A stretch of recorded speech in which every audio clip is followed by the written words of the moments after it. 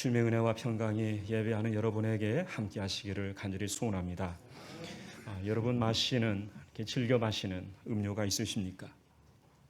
어떤 분은 차를 자주 마실 것 같기도 하고, 어떤 분은 물을 자주 마실 것 같기도 하고, 또 어떤 분은 커피를 자주 마실 것 같기도 합니다.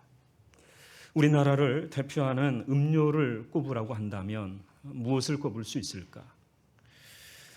아마도 커피이지 않을까 싶습니다. 달달한 믹스 커피를 좋아하시는 분이 있겠지요. 쌉쌀한 아메리카노를 좋아하시는 분도 있을 것입니다. 부드러운 라떼를 좋아하시는 분도 아마 있을 것입니다. 반면에 커피를 전혀 입에 대지 않는 분들도 있을 것입니다. 그래도 2년 전의 통계를 본다면 우리나라 한 사람이 1년에 512잔, 굉장히 많이 마시지요. 하루 평균 1.4잔의 커피를 마신다 합니다. 커피 시장의 규모가 11조 7천억, 세계 2위라는 말을 합니다. 한국 사람들이 얼마나 커피를 즐겨 마시고 좋아하는지 엿볼 수 있는 대목입니다. 커피를 좋아하는 사람들은 맛 좋은 커피를 찾아다니면서 마십니다. 늘 이들은 손에 커피를 들고 있습니다. 외국계 유명 커피 브랜드가 들어오기라도 하면 긴 줄을 서서 2시간, 3시간을 기다렸다 커피를 마시기도 합니다. 이쯤 되면 커피 중독, 커피 공화국이라 할 수 있을 듯합니다. 물론 무엇인가를 많이 좋아한다 해서 비난받지는 않습니다. 자신의 분수를 지키면서 사회적으로 그리고 남에게 해악을 끼치지 않는 한 괜찮습니다. 개인의 자유입니다. 그러나 내가 좋아하는 일이, 내가 즐겨하는 일이 남에게 피해를 주거나 사회적으로 무리를 일으킨다면 사정이 달라집니다. 분수를 넘어 너무 과하게 중독되어 있으면 비난을 받습니다. 그리하지 말라고 제지를 받습니다. 때로는 개인적인 비난을 넘어서서 벌금을 물기도 하고 유치장이나 교도소에 갇히는 경우도 있습니다. 하고 싶다 해서, 좋아한다 해서 다 할 수는 없습니다. 허용되는 범위가 있습니다. 그 허용되는 범위를 우리는 상식, 그리고 도덕과 윤리, 법이라 합니다. 문제는 허용된 범위를 넘어서는 경우입니다. 상식을 무시하는 사람들이 있습니다. 상식이 통하지 않는 사람들이 있습니다. 유치원 아이들도 아는 상식을 깡그리 무시하는 사람들이 있습니다. 물론 사람들은 그렇게 말하겠지요. 상식은 사람들마다 다르다. 생각이 다르고 궤가 다르다라고 말할 수 있을 것 같습니다. 그러면 상식은 그렇다 쳐도 도덕과 윤리, 법은 어떠하냐라는 것입니다. 도덕과 윤리를, 법을 무시하는 사람들이 있습니다. 다른 사람들이 피해를 보든 말든 상관이 없습니다. 자신의 말과 행동이 다른 사람들에게 피해를 주든 말든, 사회적으로 문제가 되든 말든 개의치 않습니다. 하고 싶은 대로 본능에 충실하며 살아갑니다. 이 사람들은 우선순위가 무엇인지, 본질이 무엇인지, 중요한 것이 무엇인지, 자신의 말과 행동이 자신뿐 아니라 다른 사람들에게 어떤 결과를 가져다 주는지 생각하지 않습니다. 묻지도 않습니다. 지난 시간에 우리는 왜라고 하는 질문을 해야 한다라고 묵상을 했습니다. 그런데 가만 생각해 보면 이 왜라고 하는 질문이 굉장히 불편합니다. 왜냐하면 질문은 생각을, 생각은 대답을, 대답은 실천을 요구하기 때문입니다. 그러다 보니 질문이 부담스럽습니다. 부담스럽다 보니 질문하기를 꺼려합니다. 질문하지 않습니다. 또 여기에 또 다른 이유가 하나 있는데, 그것은 우리 사회가 썩 질문을 허락하거나 인정해 주는 사회가 아니라는 것입니다. 학교 교실에서도 그렇고 군대에서도 그렇고 직장에서도 그렇고 심지어 교회에서도 그렇습니다. 질문하면 반항하는 것으로, 질문하면 의심하는 것으로, 질문하면 권위에 도전하는 것이냐 치부해 버립니다. 그리고 질문하면 잘난 척한다 합니다. 질문하면 민폐라 생각합니다. 그러다 보니 자연스럽게 질문 안 하는 것이 몸에 배이게 된 것이겠지요. 여러분, 참신앙이란 뭘까요? 어떤 신앙이 참신앙인일까요?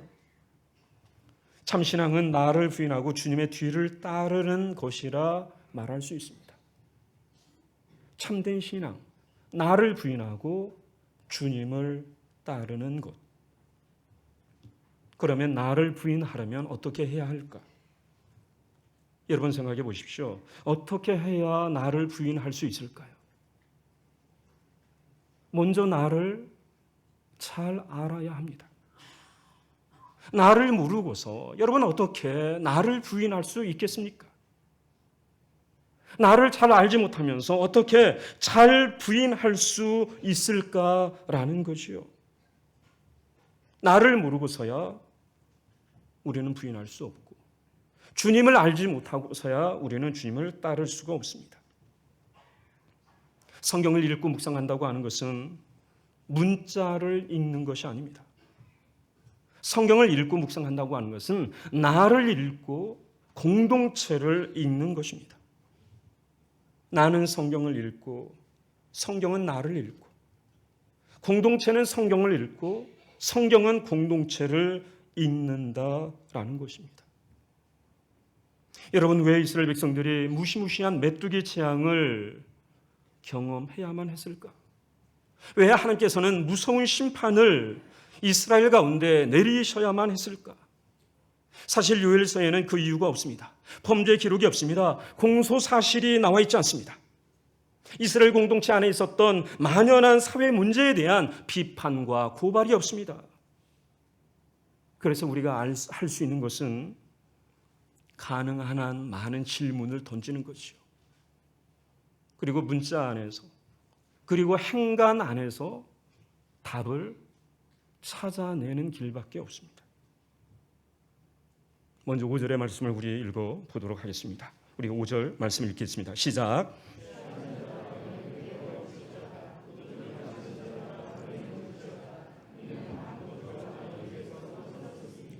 여러분 보십시오. 포도주에 취해 있는 자들에게, 그리고 포도주를 마시는 자들에게 하시는 말씀입니다.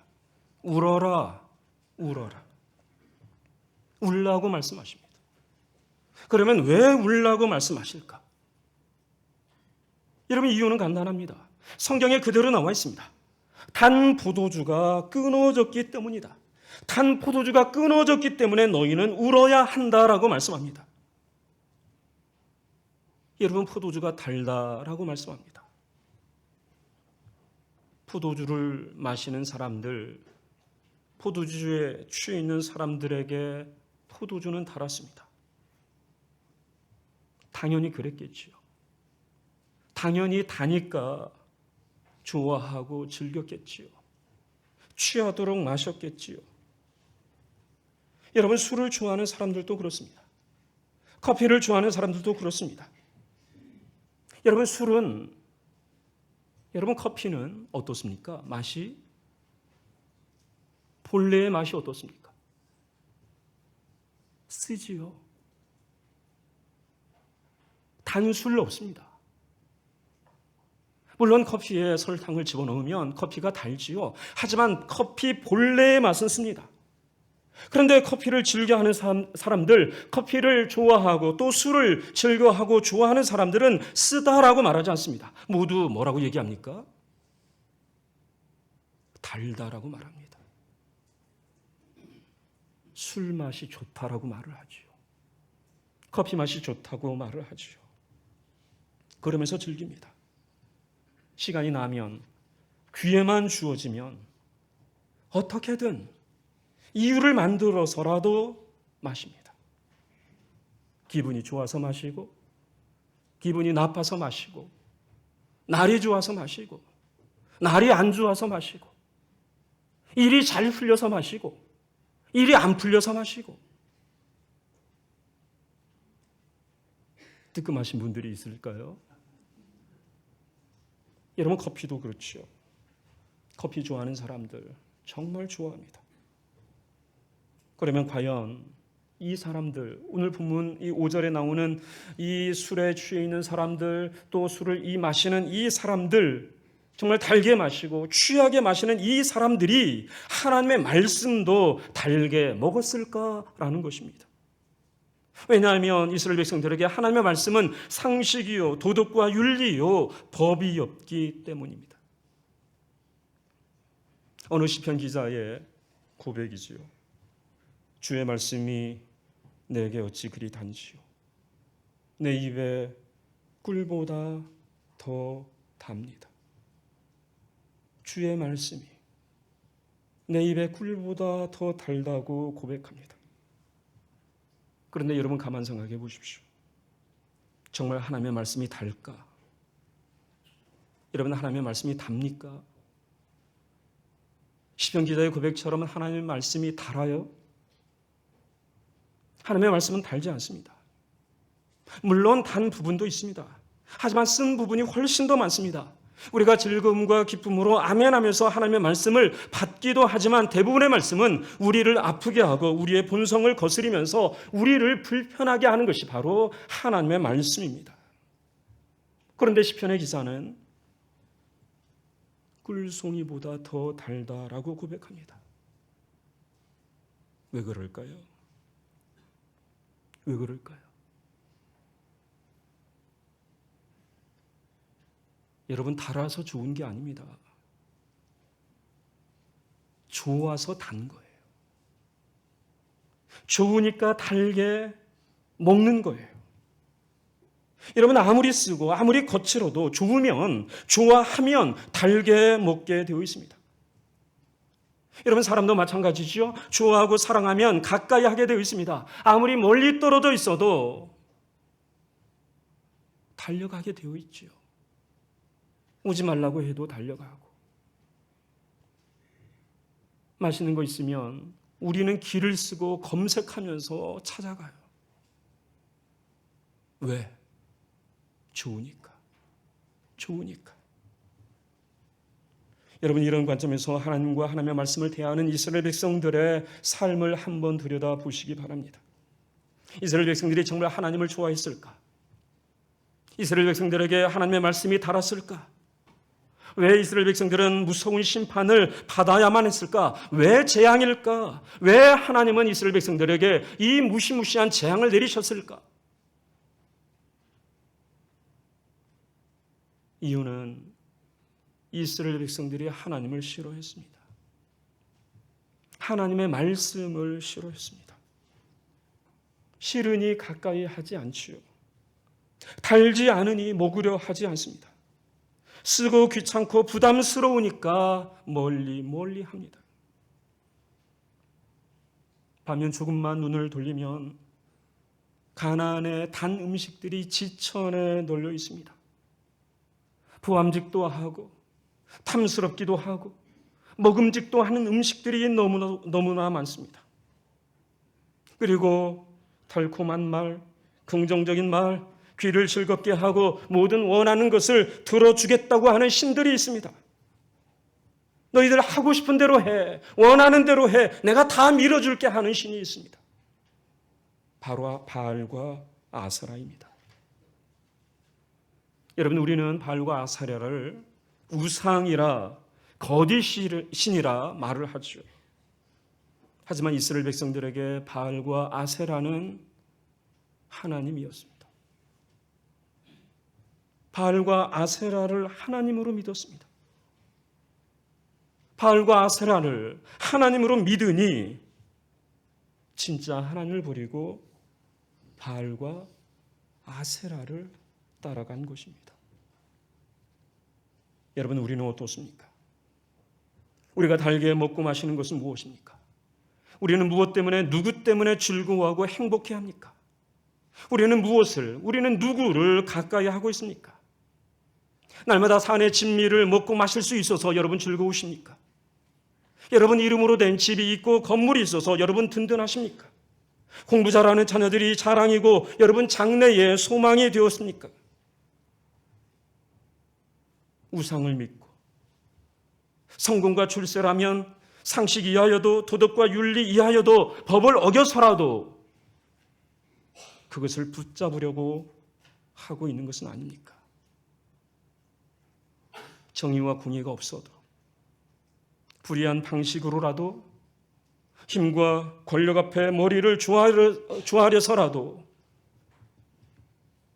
출세하고 성공하고 높은 자리로 오르려 하는 것은 아닙니까? 두 종류의 즐거움이 있습니다. 하나는 하나님께서 주시는 즐거움이고 다른 하나는 사람이 만들어내는 즐거움입니다. 하나님께서 주시는 즐거움은 진짜입니다. 영원한 즐거움입니다.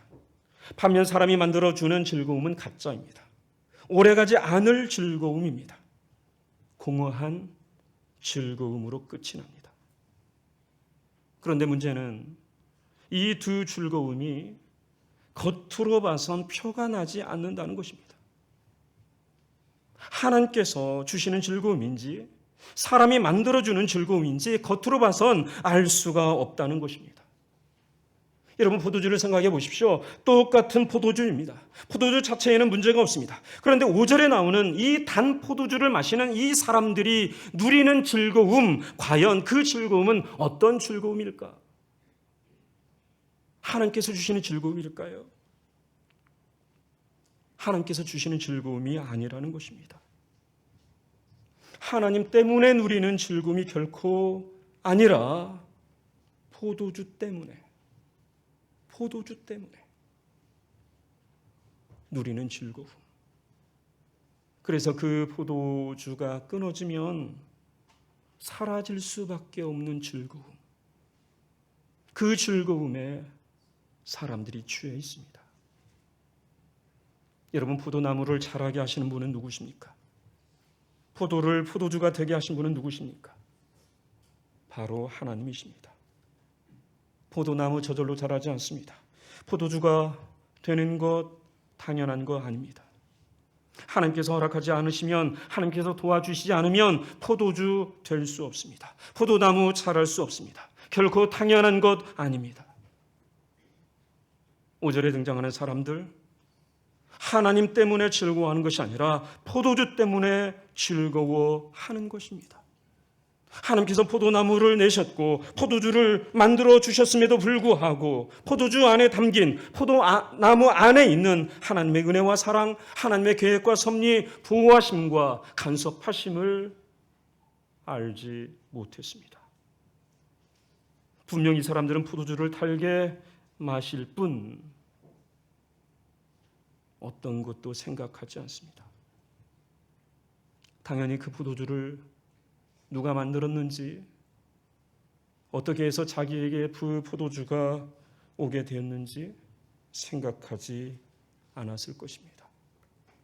이 사람들의 관심은 포도주의 가격이었겠습니다. 브랜드였겠습니다.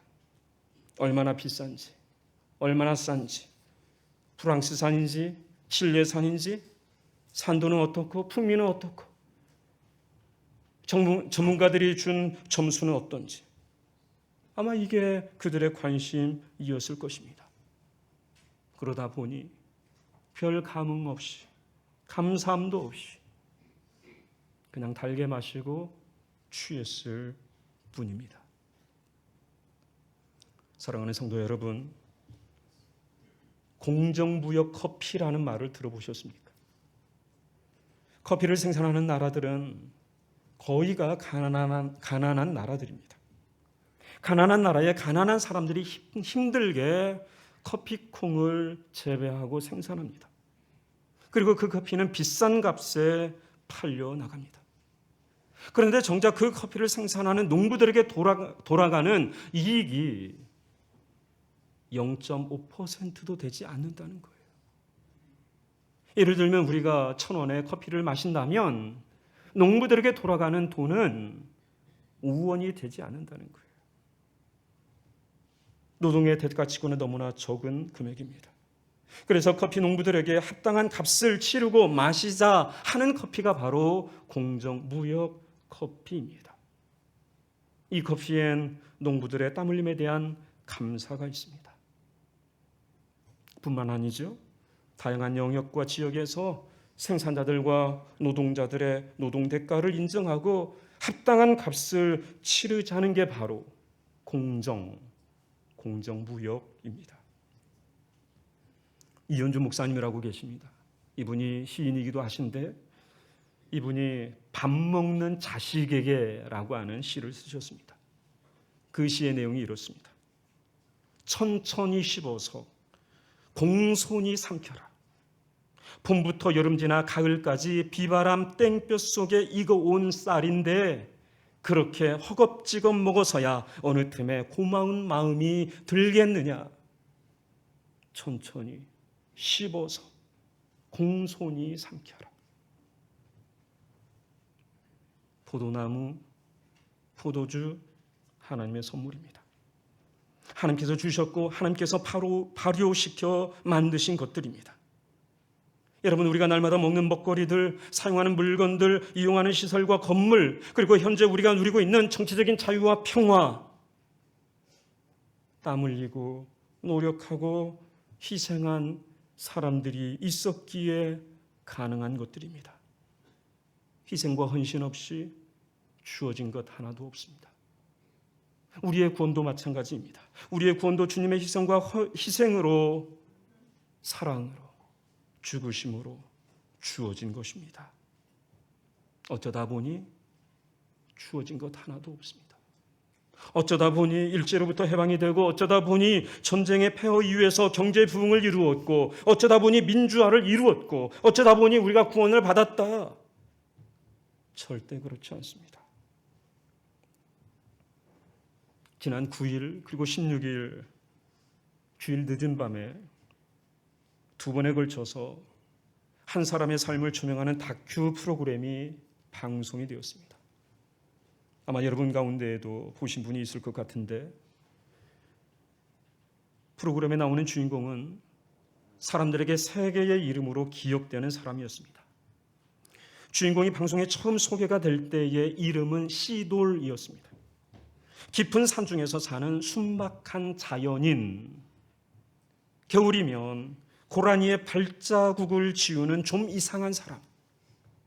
그래서 이 사람이 처음 소개된 프로그램이 세상에 이런 일이었습니다. 담당 PD가 이 프로그램을 만들면서 우리식으로 말하자면 많은 은혜를 받았습니다. 이 사람에게서 은혜를 받았어요. 그래서 7년을 이분하고 교제를 했습니다. 7년을 교제하면서 알게 된 사실이 있었는데, 그것은 이분이 군사독재 시절에 가열차게 민주화 운동을 했고 힘들고 어려운 사람들을 찾아다니면서 아무런 대가도 없이 자신의 일처럼 돕고 섬겼다는 사실입니다. 그 당시의 이름은 요한. 그런데 이분이 어느 날 사라졌습니다. 그리고 정선의 어느 산골에서 시돌이란 이름으로 생활하고 있었습니다. 여전히 그분은 주변 사람들을 대가 없이 돕고 섬기면서, 겨울이면 고라니에 발자국을 지우면서 새들의 친구가 되어주고 자연에 감사하고 자연을 지키면서 살고 있었습니다. 그런데 이분이 또 사라졌습니다. 그리고 최근에 발견이 되었습니다. 병원에서 반신불수가 되어서. 군사 독재 시절에 고문의 후유증이 있어서 그것이 뇌출혈이 되고, 그 뇌출혈로 인해서 반신불수의 몸이 되어 병원에 입원해 계셨습니다. 이분은 착하고 정의로운 분이셨습니다. 인간에 대한, 자연에 대한 감사와 국률함이 많은 분이셨습니다. 어디에나 있었고 어디에도 없는 사람, 용현. 호적 이름 용형. 병원에 찾아간 PD가 묻습니다. 그렇게 살아온 삶이 정작 자신의 일도 아니고 도움도 되지 않는데 왜 그런 삶을 사셨습니까? 말할 수 없는 이분이 노트에 삐뚤삐뚤 답을 줬습니다. 인간으로서 당연한 일이었다고. 여러분 어떤 생각이 드십니까? 기회가 된다면 여러분 방송 영상을 좀 찾아보시면 좋지 않을까 싶습니다. 우리는 당연한 걸 잘 알고 있습니다. 당연히 우리가 어떻게 살아야 하는지 우리는 알고 있습니다. 그런데 우리는 당연히 해야 하는 그 일을, 당연히 알고 있는 그 일을 우리는 당연히 하지 않고 있습니다. 힘들고 귀찮고 불편하고 부담스러워 우리는 하지 않습니다. 여러분, 교회 공동체는 어떻습니까? 교회 공동체도 마찬가지입니다.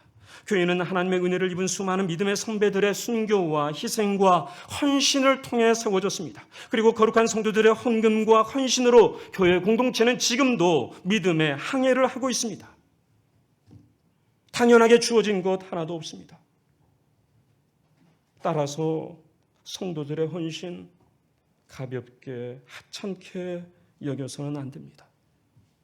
성도들이 드린 헌금 허투루 사용해서는 안 됩니다. 존귀한 헌신이요 피와 땀이 묻은 값비싼 헌금입니다. 귀하고 감사하게 여겨야 하고 정직하고 바르고 뜻있게 부끄럽지 않게 사용해야 합니다. 그리고 예수 그리스도의 몸된 교회를 섬기는 형제요, 자매요, 식구요, 동역자로 살아야 합니다. 서로를 귀히 여기고 존중해야 합니다. 성도들 위해 군림하는 목사 되어서는 안 됩니다. 사역자를 월급 받는 종처럼 부리는 성도들 되어서는 안 됩니다. 이스라엘 백성들은 포도주를 달게 마시면서도 하나님을 생각하지 않았습니다. 하나님과의 사이는 멀었고 정작 달게 먹어야 할 하나님의 말씀은 먹지 않았습니다. 포도주에만 취해 있었고 포도주만을 달게 마셨을 뿐입니다. 그 결과가 메뚜기 재앙입니다. 심판이요 멸망입니다. 여러분 7절의 말씀을 보십시오. 우리 7절 말씀 우리 다 같이 읽어보겠습니다. 시작.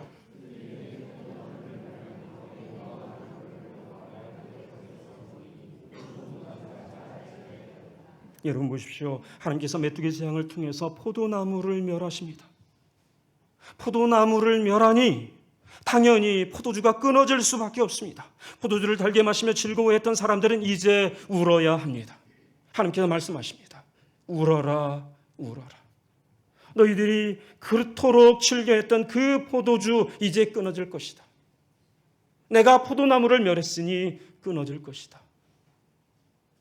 너희들의 즐거움이, 너희들의 웃음이 울음이 될 것이다. 울어라, 울어라. 여러분 무엇을 즐겨 하십니까? 여러분 삶의 우선순위는 무엇입니까? 여러분이 달게 먹고 마시는 것은 무엇입니까? 먹어도 질리지 않는 것은 무엇입니까? 여러분 누구 때문에 즐거워하십니까? 우리를 둘러싼 환경이 그리고 여건이 내 마음대로 되어지지 않아도 하나님 때문에 즐거워하십시다. 하나님의 은혜와 말씀을 달게 먹으십시다. 세상 것만 달게 먹지 말고 하나님의 말씀을 먼저 달게 먹고 마시십시다. 당연히 주어지는 것 하나 없습니다. 모두 하나님의 은혜와 섭리 가운데 주어진 것들입니다. 포도나무와 포도주를 주신 분은 하나님이십니다. 기억하십시다. 포도나무와 포도주에 만족하고 산다면 하나님께서는 반드시 그 포도나무를 멸하실 것이고 포도주를 끊으실 것이라는 사실을 느헤미야 선지자를 통하여 주시는 말씀이 있습니다. 여호와를 기뻐하는 것이 너희의 힘이다. 포도나무가, 포도주가 힘이 아니라 여호와를 기뻐하는 것이 너희의 힘이다라고 말씀하십니다. 여러분, 하박국 선지자의 고백을 한번 생각해 보십시오. 무화과 나무가 무성치 않아도, 포도 열매가 없어도, 감람나무 소출이 없어도, 밭에 먹을 것이 없어도, 우리의 양이 없고 소가 없어도 여호와로 말미암아 나는 즐거워하겠다. 하나님으로 인하여 나는 기뻐하겠다. 이것이 바로 진짜 믿음입니다. 하나님으로 인하여, 하나님 때문에 기뻐하고 즐거워하고, 하나님을 내 삶의 힘과 능력으로 삼아서 이 죄악된 세상, 이 거짓이 관영한 세상, 상식도 도덕도 율법도 법도 깨어지고 떨어져 있는 이 세상에서 하나님의 거룩한 백성들로 살아가시기를 간절히 소원합니다. 기도하겠습니다. 살아계신 하나님 아버지, 하나님의 말씀대로 살겠습니다. 저희에게 힘을 더하여 주시고 이 말씀 포기하지 아니하고 끝까지 붙잡고 살아갈 마음과 정신과 능력과 힘을 저희에게 공급하여 주옵소서. 예수님의 이름으로 기도하옵나이다. 아멘.